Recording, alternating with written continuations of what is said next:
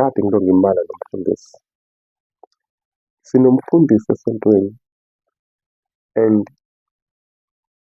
uyini umfundisi kuthina njengabazalwane.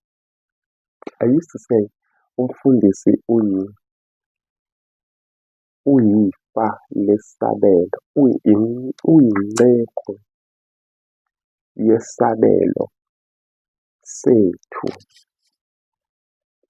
individually as umzalwane. Uma ngibona umfundisi ngibona inceku kaNkulunkulu, uNkulunkulu angabele yona ukuthi yiyo ezokulusa umphefumulo wami. Yebo?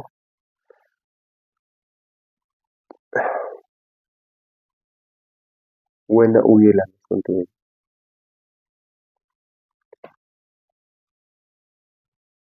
Now, uma ufika esontweni ufika kukhona iy'hlalo zokuhlala phansi, ufike uhlala phansi.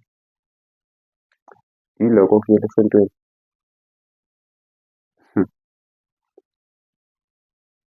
Uma ufika kuxoxwa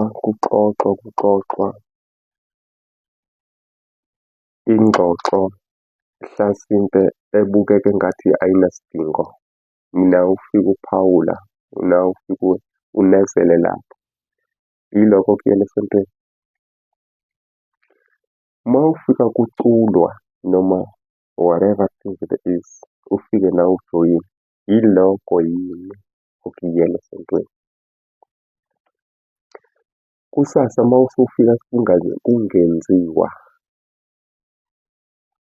usazoqhubeka yini ukuyela esontweni?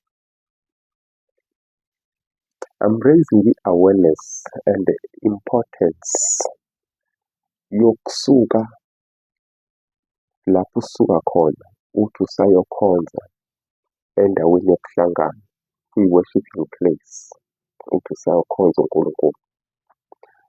Lezi zinto, hlasimpe ngingathi lezi zinto ozoy'fica laphaya, awube ne-understanding yazo ukuthi when I touch this, this is what I do. When I touch this, yilokhu engikwenzayo. Uma ngithi noma uma ngiphinda lokhu, yilokhu engikwenzayo. Ngifisa lento siyibuyisele kwi-meaning yokwazi ukuthi uma siya enkonzweni kokhonza uNkulunkulu endaweni yethu yokuhlangana, siya khona siyokhonza uNkulunkulu. Ngifisa sibe ne-understanding ephelele ukuthi siyokwenzani. Masifica khona umuntu othwebulayo khona, what is our approach kuye lowo muntu othwebulayo?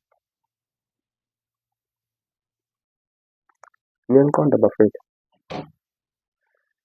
Ziningi izinto ezisesontweni ezidinga ukuchazwa, each details ngokwama-details aso. Kodwa only to find thina as sekuyi-worst part ukuthi nomfundisi akazazi, kodwa zikhona esontweni. Ngizwa omunye ekhuluma omunye umfundisi ngamuzwa ekhuluma ngesitsha sewayini ukuthi bambani sitsha zenu zewayini.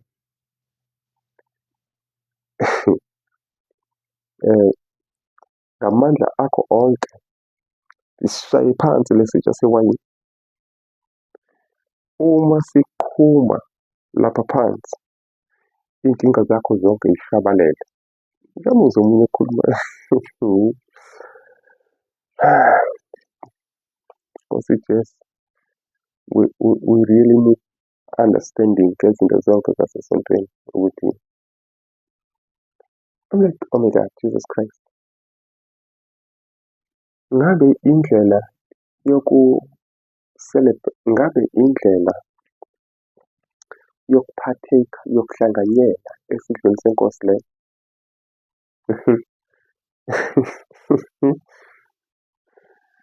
angithi usuyayibona i-concern yami ukuthi uma siya esontweni ngempela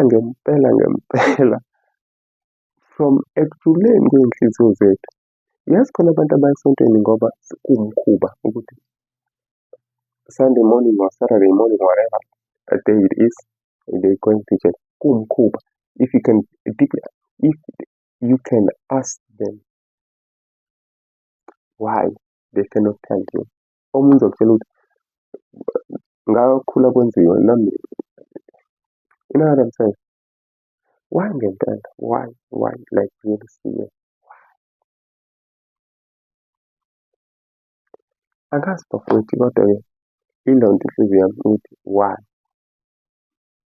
Mina bengizothi ukuba bengizoke nginikezwe isihlalo sokululeka, mina bengizothi ake sifuneni umnyombo wayo yonke into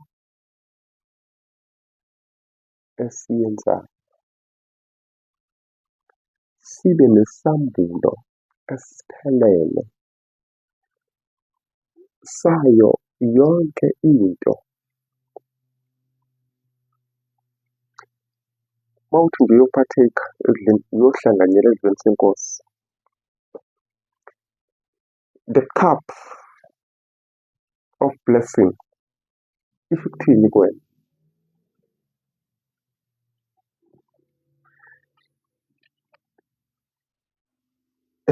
You know what I'm saying?